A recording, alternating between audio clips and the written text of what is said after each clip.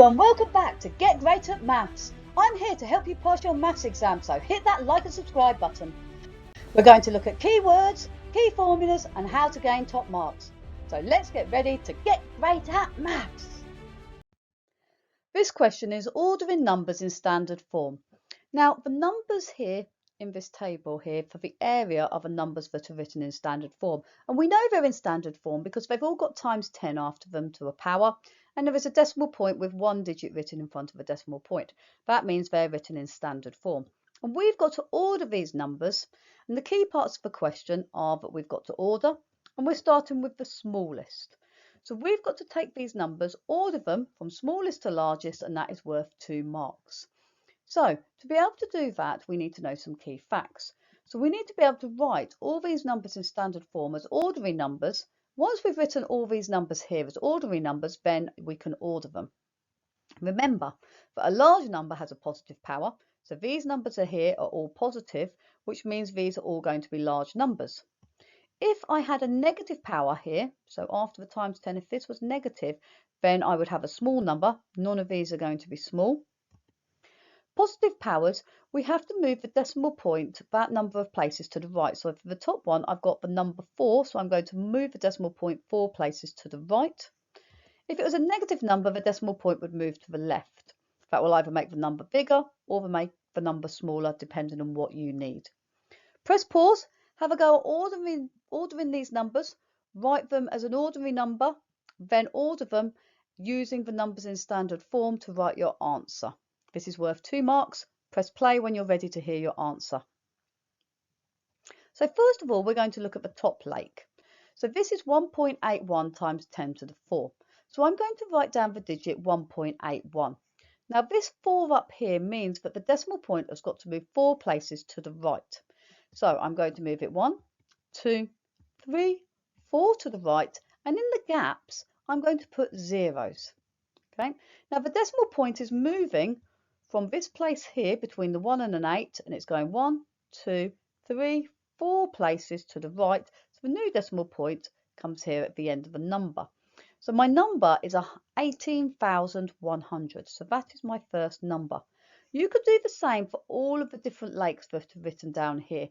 So the second one will be 5,120 for moving the decimal point between the 5 and the 1 and moving it 1, 2, 3 places. The next one we get 3,200, so the decimal point has moved between the 3 and the 2, gone 1, 2, 3 places. The next one is 9.8986 times 10 squared, so the 9 and the 8 is where the decimal point was between, moving 1, 2 places over, gives you 986. And the last one is 68,900 because the decimal point has moved from between the 6 and the 8, 1, 2, 3, 4 places, and it is now here. So we've now got to look at these numbers that I've created here and decide which one is the smallest. Now I've written them out, so the tens of thousands, the hundreds, the tens, and the ones are all in a line, so it's easy to see which number is the smallest. So you should identify that this 986 is the smallest number, but we need to write the answer in standard form.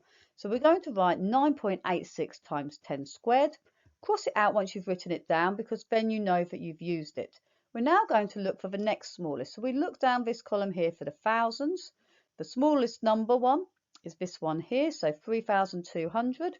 So we're going to write down 3.2 times 10 cubed because we always write it in the standard form version. Then we cross it out. Again, looking down this column here, the next smallest is this 5. So it's 5.12 times 10 cubed. Cross it out. The next one, we're now looking at the tens of thousands. Okay, so the 1 is the smallest. So we're going to look at 1.81 times 10 to the 4. And then the last one is going to be 6.89 times 10 to the 4. This is worth 2 marks in the exam.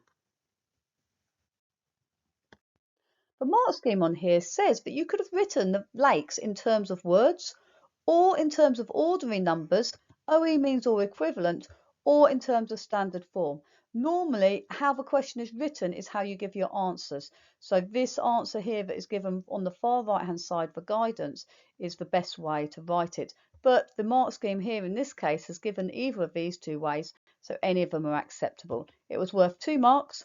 You get B1 means a method mark for just getting either the smallest or the largest correct or in the wrong order.